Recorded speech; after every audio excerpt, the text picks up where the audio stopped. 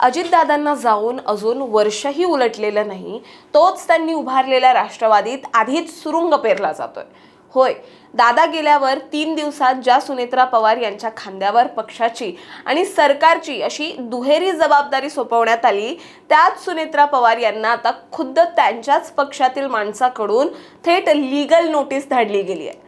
आता ही नोटीस साधी सुधी नाहीये, तर थेट सुनेत्रा पवार यांच्या अध्यक्षपदालाच यात आव्हान देण्यात आलंय. या नोटीसमध्ये त्यांची अध्यक्षपदी झालेली निवड घटनेला धरून नाही असं म्हणत ही निवडणूक रद्द करून पुन्हा घ्यावी अशी मागणी करण्यात आली आहे. त्यामुळे ही नोटीस बजावणारे आहेत तरी कोण आणि यामागे खरंच एकट्या माणसाचं डोकं आहे की एखादा मोठा राजकीय गेम शिजतोय, याबद्दलच आपण सगळं सविस्तर जाणून घेणार आहोत या व्हिडिओच्या माध्यमातून. दरम्यान चॅनलवर नवे आला असाल तर इकडे खाली दिसत असलेल्या सबस्क्राईब बटनवर लगेच क्लिक करा.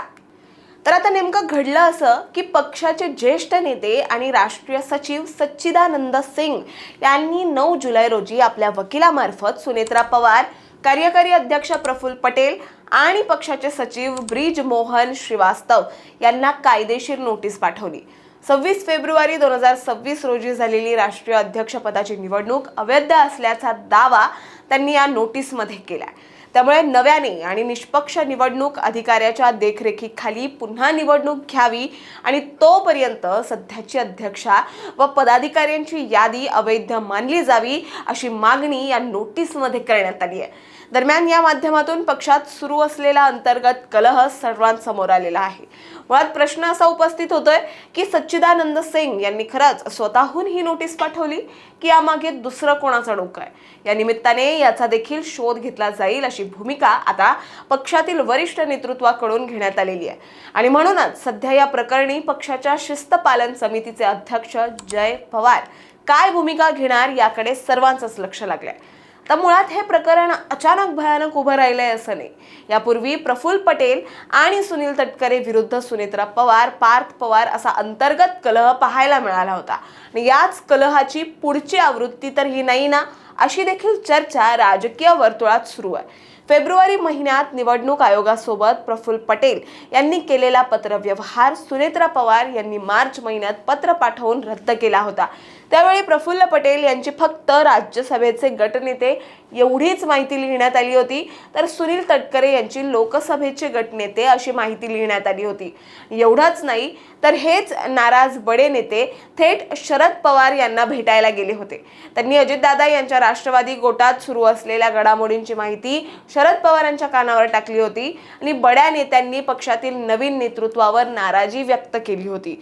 तर शरद पवार यांनी पार्थ पवार आणि जय पवार यांना समजावून सांगावं असाही आग्रह धरला गेला होता. पण हा तुमच्या पक्षातील अंतर्गत विषय असल्याचं सांगत शरद पवारांनी त्यात हस्तक्षेप करण्यास थेट नकार दिल्याचं गोटात माहिती समोर येते. बरं, यात दुसरा मुद्दा असा आहे की पक्षात खासदार पार्थ पवार यांचा वाढता हस्तक्षेप काही नेते मंडळींना पटत नाहीये. त्यांच्या मते पार्थ पवार हे इतके लहान आहेत, त्यांनी मोठ्या लोकांना सल्ले देणं हे त्यांना पटत नाहीये. त्यामुळे पक्षातील नेते मंडळींची नाराजी या नोटीसीच्या निमित्ताने हळूहळू सुरू झाली आहे का आणि त्या निमित्ताने मग त्यांच्या या आरोपांकडे आपण बघायला पाहिजे का, असा देखील प्रश्न उपस्थित होतोय. खरं तर ही नोटीस बजावून त्यांनी पक्ष शिस्तीचा भंग केलाय. त्यामुळे यावर जय पवार आता काय निर्णय घेतात हेही बघणं तितकंच इंटरेस्टिंग आहे. आणि तरी निर्णय जरी घेतला, जरी कारवाई झाली, तरी पक्षांतर्गत जी खदखद आहे त्याचं काय करणार, त्याचा डॅमेज कंट्रोल तुम्ही कसं करणार, तुम्ही या सगळ्यांना विश्वास कसा देणार की आपला पक्ष एकसंध कसा राहील. आपण पुढच्या काळामध्ये चांगलं काम करू हा विश्वास आमदार खासदारांना हवाय.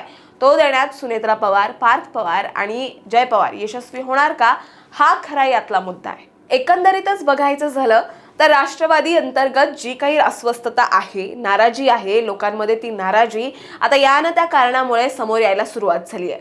त्याचं प्रमुख कारण म्हणजे पक्षाचे ज्येष्ठ नेते आणि राष्ट्रीय सचिव सच्चिदानंद सिंग यांनी पाठवलेली नोटीस.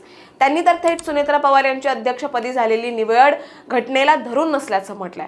पण मग त्यांची अध्यक्षपदी झालेली निवड घटनेला धरून नसती, जर ती अवैध असती तर आज उपमुख्यमंत्री पदापर्यंतची शपथ घेणं, त्यावेळेला खासदार सुनील तटकरे, प्रफुल्ल पटेल यांनी त्याला अनुमोदन दिलं, म्हणजे हे सगळं या लोकांनी चुकीचं केलेलं का, मग एक प्रकारे यांनी सुनेत्रा पवारांना या निमित्ताने फसवले का, असा देखील प्रश्न या निमित्ताने उपस्थित होताना दिसतोय. त्यामुळे यावर आता सुनील तटकरे यांची भूमिका काय असेल याकडे सर्वांचंच लक्ष लागलंय. तुम्ही या घटनेकडे कसं बघताय हे आम्हाला कमेंटमध्ये नक्की सांगा. आणि अशाच माहितीपूर्वक व्हिडिओ बघण्यासाठी लगेचच सबस्क्राईब करा प्राईम टाईम महाराष्ट्राला.